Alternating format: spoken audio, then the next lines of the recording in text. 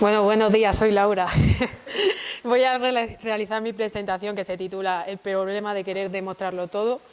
En ella voy a explicar el contexto histórico y matemático que nos llevó al primer teorema de incompletitud de Gödel, uno de los teoremas más importantes de la lógica de la matemática del siglo XX.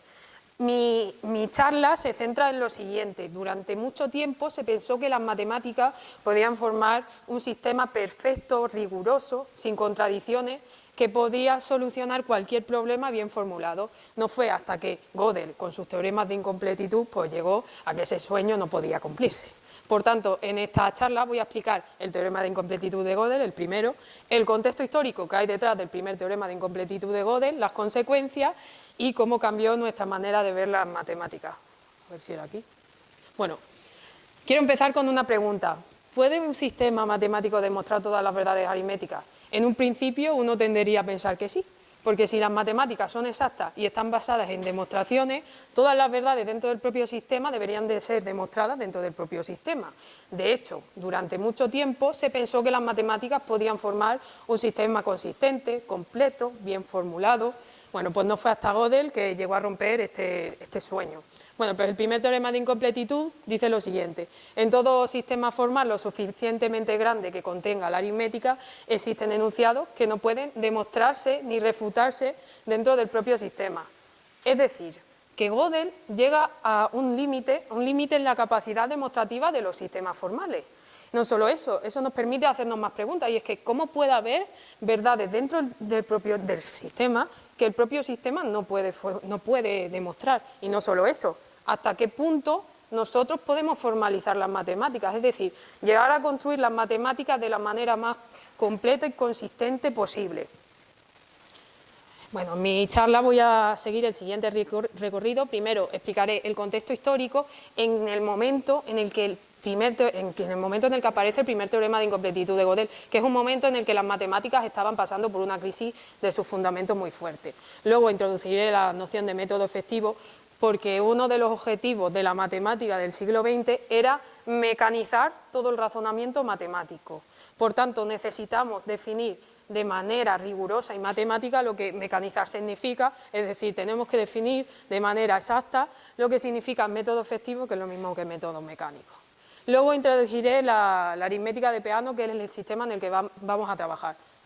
En simples palabras, la aritmética de Peano es cómo trabajamos con los números naturales, esos números que llevamos utilizando toda la vida y las operaciones básicas, que ya sabemos sumar, multiplicar.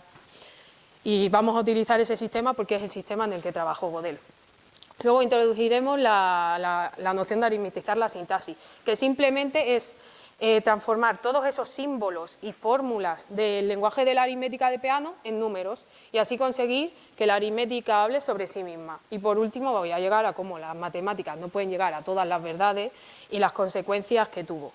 Por tanto, esta charla no trata solo de un teorema aislado, que es el primer teorema de incompletitud de Gödel, sino que trata también del sueño de la matemática moderna y ese momento en el que ese sueño fue frustrado.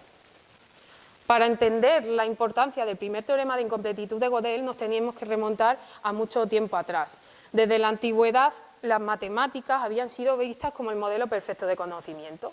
Si se quería pensar en un modelo exacto, riguroso de conocimiento, se tendía a pensar que las matemáticas debían de ser así.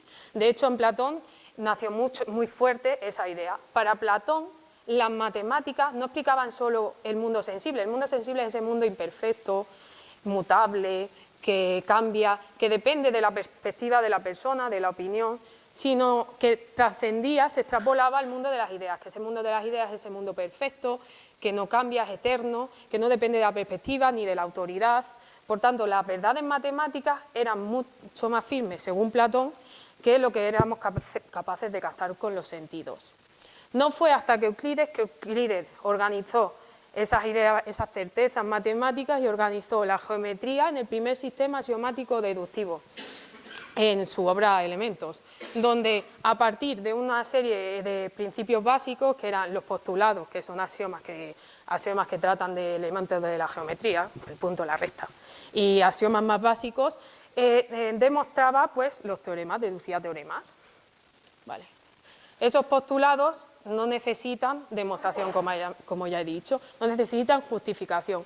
Y son los siguientes, bueno, ya los conocemos, pero bueno, por 2 puntos pasa una recta puede prolongarse indefinidamente, se puede trazar un círculo con cualquier centro y radio, todos los ángulos rectos son iguales, y el quinto, importante, por un punto exterior a una recta pasa una única recta paralela. Estos postulados no se veían simplemente como hipótesis elegidas, sino que eran evidentes, no necesitaban, eran evidentes, eran claros y no se podían discutir, eran indiscutibles. De hecho, a partir de estos postulados sabemos que se construye la geometría euclidiana, como ya he dicho. ¿Cuál es el problema? El quinto postulado. El quinto postulado no es tan evidente, es un poco más complejo, y durante muchísimos años se intentó derivar ese quinto postulado del resto de postulados, sin éxito ninguno. Igualmente, el modelo euclidio se vio como modelo de referencia a cómo debían de construirse las matemáticas durante 2000 años. Vale. Y en el siglo XIX pues aparecen las primeras fisuras, ¿no? Aparecen la geometría no euclidiana. Lobachevsky y Bolyai desarrollaron la geometría hiperbólica. Esta geometría era una geometría en la que el quinto postulado no se cumplía y encima era consistente. Es decir, que llegamos a que hay sistemas geométricos, varios sistemas geométricos consistentes. Eso implica que la definición que nosotros teníamos de axioma, que el axioma era una verdad autoevidente del razonamiento, ahora cambia, porque ahora un axioma es un punto de partida dependiendo del sistema en el que estamos trabajando, es decir, cada sistema sí tiene sus propios axiomas, ¿no? Y esto no rompe lo que son las matemáticas, sino que ponen punto ahí aparte en el mundo de las matemáticas. Bien, otra transformación fue Cantor y su idea del infinito, la teoría de conjuntos. Durante mucho tiempo, sobre todo en la filosofía, sabemos que el infinito ha sido un elemento complejo, que había que tratar con cautela. Bueno, pues Cantor utiliza el infinito como un elemento preciso y matemático. Cantor desarrolla los números transfinitos, la teoría de conjuntos, demuestra que hay infinitos de distintos tamaños. Y vamos a hablar primero de la teoría de conjuntos. La teoría de conjuntos básicamente dice que con cualquier propiedad podrías... La teoría de ingeniería de conjuntos, podías construir un conjunto. Si nosotros construimos conjuntos sencillitos, como sabemos, el conjunto de los números pares, no tenemos problema. Pero el problema surge cuando empezamos a construir conjuntos más enrevesados, que ya veremos. No solo eso, George Cantor introduce la hipótesis del continuo. La hipótesis del continuo dice que, la hipótesis del continuo dice que no existe ningún conjunto infinito que tenga, en palabras fáciles, que tenga un tamaño entre el tamaño del conjunto de los números naturales y el conjunto de los números reales. Él intentó demostrar esta hipótesis durante toda su vida, pero sin éxito ninguno. Ya hablaremos más adelante, al final de la charla, qué pasa con la hipótesis del continuo. Todo esto fue un punto de inflexión en las matemáticas y abrió nuevas líneas de investigación. Pero también abrió nuevas fisuras. Aparecen las paradojas. La paradoja más importante es la paradoja de Russell, en la que yo quiero hacer más hincapié. Con la idea esa de que con cualquier propiedad podemos construir un conjunto, Russell construye el siguiente conjunto, el conjunto de todos los conjuntos que no se contienen a sí mismos. Y si nosotros suponemos que ese conjunto se contiene a sí mismo, llegamos a contradicción, igual que si suponemos que no se contiene a sí mismo. Por tanto, llegamos a que en teorías tan fuertes como en la teoría de los conjuntos puede haber contradicciones dentro de su propio núcleo. Y por tanto, pasa una cosa, y es que esto tiene una consecuencia muy grave, y es que si los fundamentos en las matemáticas no se cumplen, toda esa seguridad que habíamos autoimpuesto durante 2000 años a las matemáticas se rompe. Lo que hace es volvernos a preguntar qué son las matemáticas, en qué se basan y cuando sabemos que contienen contradicciones dentro del propio sistema matemático. Por tanto, esto fue el punto que dio lugar a la crisis de los fundamentos de las matemáticas que dije antes que iba a aparecer. Para solucionar esa crisis de los fundamentos aparecen 3 vertientes. Tenemos el logicismo, que intenta reducir las matemáticas a la lógica, intenta reducir todo el concepto de los números en términos lógicos. Si el logicismo funcionase sería genial, porque la lógica se ve como la unidad más básica del conocimiento. Luego tenemos el intuicionismo de Brouwer, que ya hablaré más adelante de él, que él trata las matemáticas como una actividad mental basada en la intuición y rechaza algunas cosas como el infinito no constructivo, ya hablaré después. Y luego el formalismo de Hilbert. Vale. Hilbert, para intentar solucionar la crisis de los fundamentos, para intentar dar una solución a la crisis de los fundamentos, intenta formalizar las matemáticas. Él ve a las matemáticas como un sistema formal basado en símbolos, donde hay que quedar bien definidos los símbolos, las fórmulas, las expresiones, los axiomas que vamos a utilizar, las reglas que transforman fórmulas en otras fórmulas. Luego, la noción de demostración queda como una secuencia de fórmulas, donde la última fórmula es la que queremos demostrar, o bueno, la que queda demostrada, ¿no? Por tanto, para él, sobre todo era muy importante la estructura formal de cómo construimos las cosas, más que el significado. No solo eso, él introdujo una idea muy potente que es la metamatemática, que consiste en analizar los sistemas matemáticos vistos desde fuera. Entonces, nociones como demostración se pueden analizar como objetos matemáticos porque los analizamos desde fuera, pueden ser un elemento. Vale. De entre los objetivos que tenía Hilbert eran los siguientes: el problema de la consistencia de los axiomas, que consistía en que no deben existir contradicciones. No deben existir enunciados que puedan demostrarse y refutarse al mismo tiempo. Luego tenemos la completitud, que dice que toda afirmación verdadera debe de ser demostrable, o se refuta o se demuestra. Bueno, y luego tenemos la decidibilidad, que consiste en encontrar un método mecánico, un algoritmo, que permita saber decidir si los problemas tienen solución. Es decir, si son demostrables o son refutables. Todo esto se hace por métodos finitistas, con métodos finitos. El programa de Hilbert tiene muchísima relación con sus 23 problemas que él expuso en el Congreso Internacional de los Matemáticos en 1900. Estos problemas no solo son problemas aislados, estos problemas pretendían organizar las matemáticas y no solo eso, pues formalizarlas. Entre los problemas yo voy a destacar 3. El primero, el segundo problema. El segundo problema propone que se demuestre la consistencia de la aritmética de los números naturales, las operaciones básicas. Luego, el problema número 10, que propone si existe un método mecánico que permita ciertas ecuaciones saber si tienen solución, o sea, muy cercano a eso, a la decidibilidad, que ya habíamos dicho lo que era, ¿no? Y luego tenemos el sexto problema, que propone, si es posible, axiomatizar la física. Bueno, no todo el mundo estaba de acuerdo con Hilbert. El máximo opositor fue Brouwer. Brouwer, el creador del intuicionismo, que ya dije que lo iba a mencionar. Bueno, pues Brouwer, lo que ya dije, él no ve las matemáticas como un sistema formal de símbolos. Él piensa que las matemáticas son una actividad de la mente basada en la intuición y rechaza el uso del infinito, y no solo eso, por ejemplo, el principio del tercer excluido, que ya conocemos, que un enunciado debe de ser cierto o falso, aunque no se deba demostrar. Para él eso es incorrectísimo, no lo rechaza completamente. Para Brouwer, las matemáticas se debían de construir explícitamente. ¿Qué quiero decir?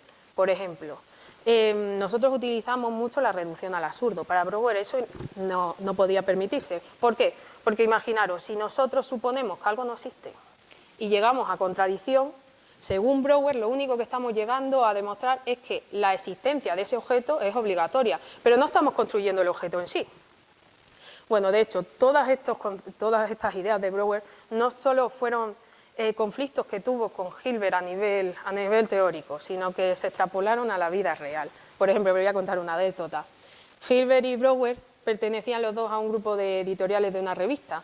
Hilbert tenía mucha influencia en la matemática y le generaba tanto rechazo las ideas de Brouwer que consiguió expulsar de manera unilateral a Brouwer de la revista. No fue una decisión consensuada, lo echó él y ya.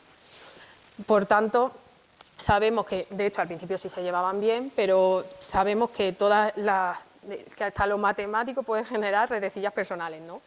Bien, pues llegamos ya a lo importante, a Gödel. Gödel nació en 1906 en Brno, que eso antes pertenecía al Imperio Austrohúngaro, porque estamos hablando de un contexto de antes de la Primera Guerra Mundial, y creció en una familia culta y acomodada, que le permitió educarse bastante bien, tuvo una buena educación. Desde niño mostró una creatividad, una curiosidad pasmosa. Él analizaba todo. En su familia le llamaban el señor ¿por qué? Él tendía a intentar solucionar todos los problemas que se le ocurrían. De hecho, desarrolló un carácter un tanto paranoico y obsesivo, que ya veremos cómo acaba. Luego de eso, en el 24 ingresa a la Universidad de Viena y empieza a estudiar física. Luego se cambia a las matemáticas y la lógica. Vale. Para entender el contexto en el que él demuestra los teoremas de incompletitud, hay que entender que los teoremas de incompletitud aparecen en un contexto muy concreto, que es la Viena de los años 20. En la Viena de los años 20 aparece el Círculo de Viena, que es un grupo de científicos y filósofos, como los que tenemos a continuación, donde ellos defendían el positivismo lógico, es decir, ellos defendían que el conocimiento debía expresarse rigurosamente, de manera verífica, exacta. No solo eso, ellos pensaban que los problemas filosóficos se debían a un mal uso del lenguaje y se centraban muchísimo ellos estudiaban muchísimo lo que son los sistemas formales, axiomatizar los sistemas, el lenguaje formal, y también querían ver como la relación entre demostración, verdad y lenguaje. Bien, Gödel no era un personaje clave en el Círculo de Viena, pero he de decir que el hecho de ir a los debates y al grupo, él se nutrió de esas herramientas y consiguió demostrar los teoremas de incompletitud. Y otra cosa, en verdad Gödel él no estaba de acuerdo exactamente con el positivismo lógico. Él tenía una visión más platónica. ¿Por qué digo esto? Los positivistas lógicos sobre todo pensaban que las matemáticas debía construirlas el matemático. Todos teníamos que llegar a las verdades. Según Gödel, su idea platonista, él piensa que hay verdades a las que no podemos llegar, que son muy profundas. Por ejemplo, también defiende los positivistas también eran muy contrarios a lo que es la metafísica, ese concepto del alma, de Dios. Bien, pues es importante saber que Gödel a los 23 años desarrolló su tesis doctoral en la que demostró el teorema de completitud de la lógica de primer orden. Es decir, todo enunciado lógicamente válido puede demostrarse formalmente, lo que parece un punto para las positivistas, porque en verdad parece que estamos llegando a todas esas verdades, ¿no? La cosa fue que en el 31 pues probó sus dos teoremas de incompletitud, el primero que ya he dicho cuál es, y el segundo que dice que en los mismos sistemas del primer teorema de incompletitud, esos sistemas no pueden demostrar su propia consistencia. Entonces llegamos a que Gödel, aquí sí se lleva el punto, porque llegamos a que hay verdades a las que no podemos llegar. Bien, pues también quiero hacer referencia a algunos científicos que se han quedado en la sombra. Por ejemplo, Emil Post. Emil Post trabaja también en lógica y construye lo que se llama sistemas efectivos, que son sistemas, o sea, que son reglas que permiten transformar símbolos en otros símbolos. También adelanta nociones de computabilidad, la noción de computabilidad, de algoritmos. Y no solo eso, él también demuestra que hay problemas, que hay problemas que ningún método mecánico, que ya definiremos rigurosamente lo que es, va a poder saber si tienen solución o no. O sea, no va a poder decidir si tienen solución o no, adelantándose a eso, al problema de la decidibilidad, ¿no? Luego Tarski, que se centra en la noción de la verdad. Él demuestra que la definición de la verdad en un sistema no se puede definir en el propio sistema. Hay que definirlo desde fuera con un lenguaje mucho más riguroso, mucho más potente, ¿no? Y luego tenemos John von Neumann, que fue uno de los primeros en saber la importancia de los teoremas de incompletitud de Gödel. Nosotros vamos a tratar después la codificación con una función que es la función de beta de Gödel, que sirve para codificar secuencia, todo esto de la aritmetización de la sintaxis.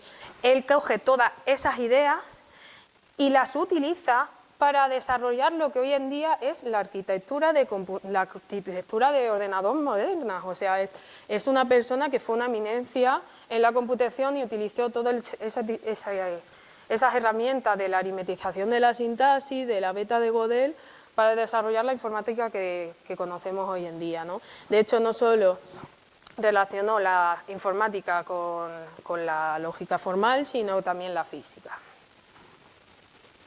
Bien, ya puesto en contexto histórico, también hemos establecido un sistema formal, como es el sistema de Hilbert. Ahora quiero explicar lo que es el método efectivo, porque sabemos que uno de los problemas de Hilbert era el problema de la decidibilidad, es decir, encontrar ese método que permita decidir si un problema puede resolverse o no. Vale, para ello necesitamos definirlo de manera rigurosa.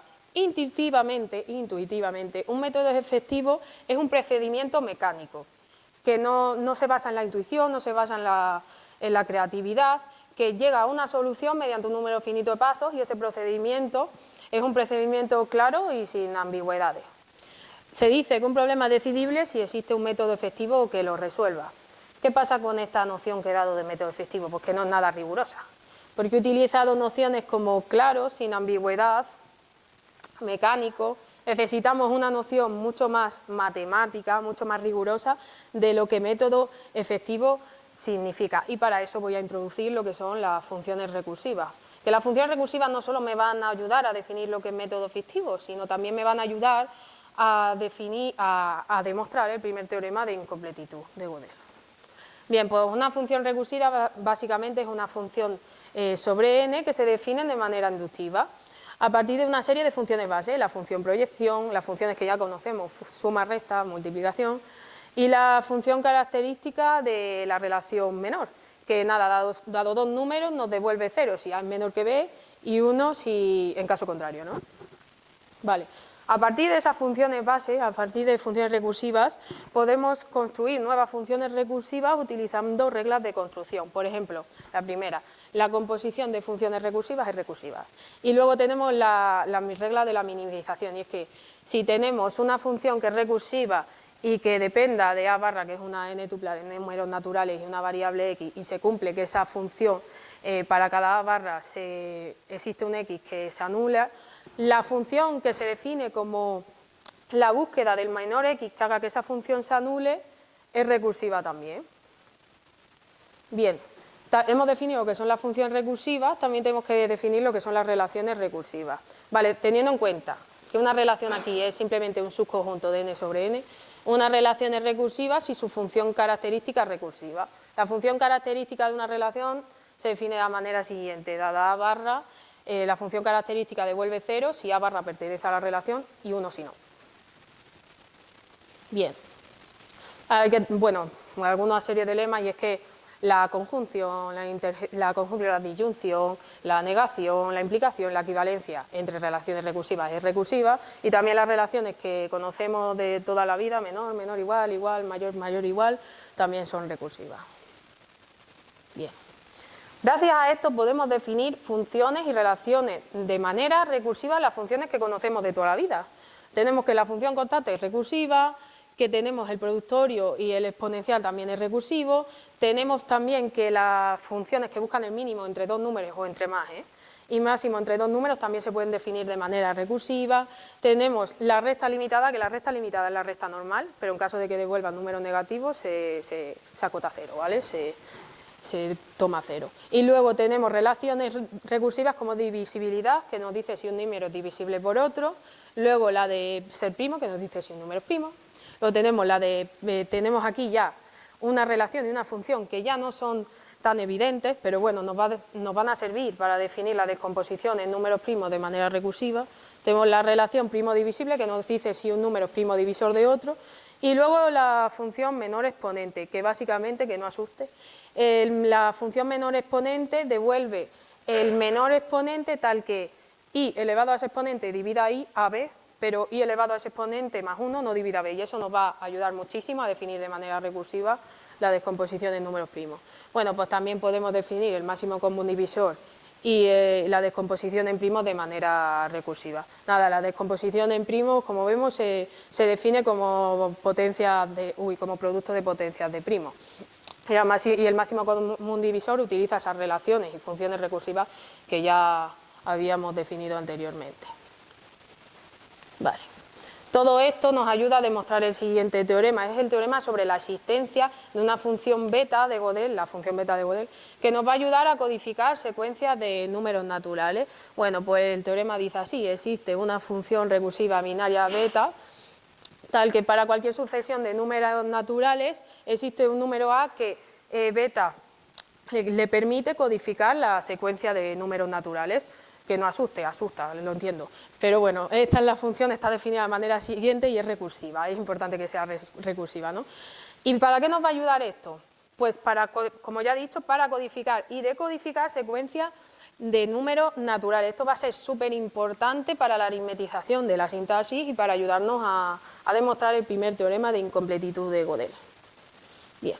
Bueno, como ya habíamos dicho que íbamos a trabajar en la aritmética de Peano, es el sistema en el que trabajó Gödel. Vale, la aritmética de Peano es eso, los números naturales y sus operaciones básicas que ya conocemos, que hemos utilizado en primaria. Vale, es una teoría formal de la lógica de primer orden que define los números naturales, sus propiedades, las operaciones básicas que le forman sus símbolos principales, el cero, la función sucesor, que la función sucesor suma 1 a cualquier número. Luego las funciones binarias suma multiplicación, el término de igualdad, los operadores lógicos, las variables, los paréntesis, y luego tenemos las expresiones del lenguaje, que son los términos que representan números y que se construyen de manera inductiva y son el cero, el sucesor de un término, la suma y multiplicación de términos, y luego tenemos la fórmula, que tenemos que la igualdad de términos es fórmula y la combinación con conectivos de otras fórmulas y con cuantificadores también es fórmula. Vale, ya sabemos que los axiomas son preposiciones, que no se necesitan demostración, y en la aritmética de Peano se dividen en tres. Tenemos los axiomas lógicos, que son propiedades sobre la lógica, tenemos los axiomas de identidad, que son propiedades sobre la igualdad, y los axiomas no lógicos, que son propiedades sobre los números naturales. Vale, decimos que una fórmula es demostrable en la aritmética de Peano y la escribimos de esa manera, es importante porque voy a utilizar esa notación. Si existe una sucesión finita de fórmulas, tal que cada fórmula o es un axioma o se obtiene de las anteriores por reglas de inferencia. También decimos que si es demostrable en la aritmética de Peano, entonces es un teorema en la aritmética de Peano. Bueno, ¿qué son las reglas de inferencia? Las reglas de inferencia son esas reglas que nos permiten obtener fórmulas de otras fórmulas. Y algunas de ellas, bueno, las de la aritmética de Peano, vaya, las que se utilizan en la aritmética de Peano, son las siguientes. Bueno, empiezo por modus ponens. Modus ponens la hemos utilizado en filosofía, en bachillerato, y dice así: si tenemos que la aritmética de Peano demuestra que una fórmula implica otra y tenemos demostrada la primera, entonces podemos concluir la segunda. También tenemos la sustitución, y es que dice así: si la aritmética de Peano tiene demostrada una fórmula, podemos sustituir un término dentro de la variable de la propia fórmula, siempre teniendo cuidado con las variables ligadas, y esa fórmula también estará demostrada en la aritmética de Peano. Luego tenemos reglas sobre la introducción y eliminación de los cuantificadores, y también tenemos la regla de generalización, que dice así: si la aritmética de Peano tiene demostrada una fórmula que no depende de una variable X, entonces la aritmética de Peano puede demostrar que esa fórmula se cumple para todo X. Bien, ahora algunas nociones en la aritmética de Peano. Básicamente, un numeral en la aritmética de Peano es un número, de un número natural n, es el término que se obtiene de aplicar el sucesor n veces. Es decir, básicamente el numeral es la definición de número en la aritmética de Peano. Lo mismo para la función y relación representable. Decimos que una función y una relación es representable si se pueden traducir a la aritmética de Peano, básicamente. De ahí llegamos a que relaciones y funciones como la siguiente, que la relación de identidad, la de menor, la función suma, producto y las funciones de proyección son representables en la aritmética de Peano. No solo eso, sino que la composición y las funciones que se obtienen utilizando la minimización a partir de funciones representables en la aritmética de Peano también son funciones representables en la aritmética de Peano. ¿Qué quiere decir esto? Bueno, pues si os fijáis, estas funciones, estas relaciones son justo las funciones y relaciones que formaban las funciones base de las funciones recursivas. No solo eso, sino que las funciones que se formaban con las reglas de construcción de las funciones recursivas son justo esas reglas, las reglas de construcción. Es decir, que toda función recursiva es representable en la aritmética de Peano. No solo eso, también las relaciones recursivas son representables en la aritmética de Peano. Bien. Ya introduje anteriormente lo que era la aritmetización de la sintaxis. Bueno, lo vuelvo a decir, nada, consiste en eso, transformar todos los símbolos, todas las fórmulas de la aritmética en números, y así cualquier símbolo se le puede ser codificado con un número natural, como tenemos aquí. Aquí tenemos varios símbolos, ¿no?, de la aritmética de Peano, y le codificamos con un número. No solo eso, ahora podemos definir una función recursiva que permita codificar secuencias de números naturales, y hace uso de esa beta de Gödel que dije yo que iba a permitir codificar y decodificar secuencias de números naturales. Esto es importantísimo, porque como ya habíamos dicho que la demostración es una secuencia de símbolos. Si cada símbolo le podemos asociar un número, ahora podemos, y con esa función podemos codificar secuencias de números naturales, ¿no?, podemos codificar la demostración de una fórmula. Es muy importante, y no solo eso, también nos va a permitir definir la noción de demostración de ese teorema como relaciones sobre números naturales, que va a ser súper clave para la demostración del primer teorema de incompletitud de Gödel. Bien, pues podemos definir lo que ya he dicho, la noción de ser demostración, donde dados dos números AB pertenecen a la relación ser demostración si A es el número de Gödel de una demostración de la fórmula codificada por B, donde B sabemos que codifica una secuencia, ¿no?, la secuencia esa de símbolos que permiten obtener esa fórmula a demostrar. Y como tenemos ser demostración, podemos definir ser teorema. A pertenece a la relación ser teorema si A es el número de Gödel de una fórmula para la cual existe una demostración en la aritmética de Peano. Es decir, que toda noción de la demostración y de ser teorema ha quedado como una relación sobre los números naturales, como ya dije anteriormente. Vale, para poder demostrar eso, el teorema de incompletitud, se necesitan algunos conceptos. La consistencia ya la sabemos, la omega consistencia, que nos dice que si la aritmética de Peano es capaz de demostrar una fórmula para cualquier numeral, entonces la aritmética de Peano no puede demostrar que existe un número para el que no se cumple esa fórmula, que parece una cosa evidente, pero bueno. Y luego tenemos que se puede demostrar de manera sencillita que la omega consistencia implica consistencia. Ya tenemos casi todo. Para poder demostrar ese primer teorema de la incompletitud necesitamos un teorema súper importante, que es el teorema de la diagonalización. Y es que para cualquier fórmula, vamos a decir phi, del lenguaje de la aritmética de Peano, existe una fórmula G tal que la aritmética de Peano demuestra que G afirma lo que phi dice de G. Es decir, que podemos construir fórmulas que hablen de sí mismas, no solo eso. Ese concepto de fórmula que pueda hablar de sí misma nos va a permitir demostrar el primer teorema de incompletitud de Gödel. El primer teorema de incompletitud dice lo siguiente: si la aritmética de Peano es omega consistente, entonces existe una fórmula G tal que no se puede demostrar ni refutar. Es decir, que la aritmética de Peano es incompleta, existen enunciados que no son ni demostrables ni refutables. ¿Cómo se demuestra esto? Pues haciendo uso del teorema de diagonalización. Porque nosotros podemos construir un enunciado perfectamente válido en la aritmética de Peano que dice lo siguiente: G no soy demostrable en la aritmética de Peano. Si tenemos ese enunciado que es completamente válido y suponemos que G no se cumple, llegamos a contradicción, igual que si suponemos que se puede demostrar, y igual que si suponemos que la aritmética de Peano no la puede refutar. A los dos llegamos a contradicción porque llegamos a contradicción de que, habiendo supuesto de que omega es consistente, llegamos a que no es consistente. Vale, ¿qué hemos visto hasta aquí? Hemos introducido las funciones y relaciones recursivas, hemos visto que pueden representarse en la aritmética de Peano y hemos codificado todos los símbolos, fórmulas y demostraciones mediante números. Y hemos definido recursivamente y aritméticamente las nociones de demostración y ser teorema. Y no solo eso, mediante el teorema de diagonalización hemos construido una fórmula que habla sobre su propia demostrabilidad.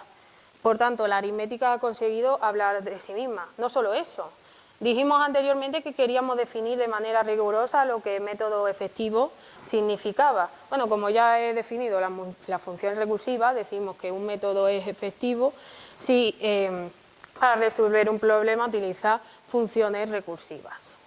Bien, y como ya sabemos el teorema de incompletitud de Gödel lo que decía, con el teorema de incompletitud de Gödel llegamos a que no todo enunciado aritmético es decidible en la aritmética de Peano. Esto no significa que las matemáticas estén mal hechas. Esto significa simplemente que hay límites en las matemáticas. Esa idea de Hilbert de que las matemáticas debían de formar un sistema completo, consistente y decidible, simplemente no es alcanzable. Por tanto, todo el teorema de incompletitud de Gödel pone un punto y aparte, ¿no?, en lo que conocemos de las matemáticas hoy en día. Y quiero destacar una cosa, el teorema de incompletitud de Gödel no solo tiene consecuencias a nivel teórico, también tiene consecuencias en la informática. ¿Por qué? El teorema de incompletitud de Gödel pone las bases a lo que los algoritmos informáticos pueden hacer, ¿no? ¿Por qué digo esto? Con los trabajos de Gödel y con los trabajos de Turing se llegó a que hay problemas que ningún algoritmo puede resolver. Por ejemplo, el problema de la parada. El problema de la parada busca crear un algoritmo que sea capaz de decidir si un algoritmo se va a parar o se va a quedar en bucle infinito. Vale, pues Turing llegó a demostrar que ese problema es indecidible. Por tanto, todo esto también se extrapola a que no vamos a poder conseguir un programa que pueda analizar cualquier programa y decir si está bien hecho, si está mal hecho o si cumple una propiedad determinada. De hecho, el hecho ese de que haya verdades que no podemos demostrar, que implica que hay problemas indecidibles, nos permite saber, pues eso, que no hay ningún algoritmo que pueda analizar cualquier programa que exista en el mundo mundial de manera automática. Vale, también hay consecuencias en la inteligencia artificial. Bueno, pues gracias a los teoremas de incompletitud de Gödel sabemos que la inteligencia artificial no se puede basar solo en reglas lógicas. Lo digo porque uno de los objetivos de la inteligencia artificial es capturar todo el conocimiento y ser capaz de resolverlo todo. Bueno, pues si se basa solo en las reglas del sistema no va a poder llegar a capturar todo ese conocimiento. Lo digo, por ejemplo, en la inteligencia artificial hay una cosa que se llama sistemas expertos. Los sistemas expertos son muy importantes porque se encargan del diagnóstico, de la medicina. Si un sistema experto quiere hacer un buen diagnóstico en todos los casos, no se puede basar solo en reglas lógicas. Por eso en inteligencia artificial no solo hay lógica, hay también estadística, probabilidad, bueno, aprendizaje automático, redes neuronales y todas estas cosas, ¿no? El teorema de incompletitud de Gödel también pone todas las bases a la teoría de computación. La teoría de computación básicamente divide los problemas en decidibles e indecidibles y también en semidecidibles, como ya habíamos hablado.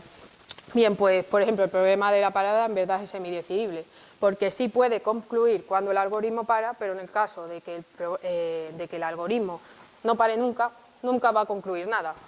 Por eso se dice que es semidecidible. Vale, y bueno, empecé con Gödel, quiero terminar con Gödel. Bueno, Gödel no solo su trabajo terminó con los teoremas de incompletitud, sino que él se convierte, gracias a los teoremas de incompletitud, obviamente, en una figura súper importante en la lógica de las matemáticas. En los 40 emigra a Estados Unidos, huyendo del nazismo, y trabaja en el Instituto de Princeton con Einstein. Allí se hace muy amigo de Einstein, da muchos paseos, de hecho se le conoce más por dar paseos que por su propio trabajo, en fin. Y da muchos paseos y habla mucho de lógica, de física, de matemática. No solo eso, le ayuda a resolver algunas ecuaciones de Einstein que hablan sobre universos donde se puede viajar en el tiempo. No solo eso, yo antes he mencionado muy anteriormente la hipótesis del continuo. Bueno, pues la voy a retomar. Bien, pues Gödel demostró que la hipótesis del continuo es consistente con la axiomatización de la teoría de conjuntos estándares, es decir, que no se puede refutar. Y luego de eso llegó otra persona que demostró que tampoco se puede demostrar, es decir, que la hipótesis del continuo es indecidible. Bien, pues ahora voy a hablar de los últimos años de Gödel. Los últimos años de Gödel se estancaron en su paranoia. Hablé de que tenía una cierta paranoia, una cierta obsesión. Él se aisló cada vez más y tenía un ligero miedo a ser envenenado. Bueno, ligero no, un fuerte miedo a ser envenenado. Bueno, pues a causa de este miedo de ser envenenado, dejó de comer, y murió en el 78 por inanición. Así murió una gran leyenda. Y así concluyo mi charla. Espero que os haya gustado, no sé.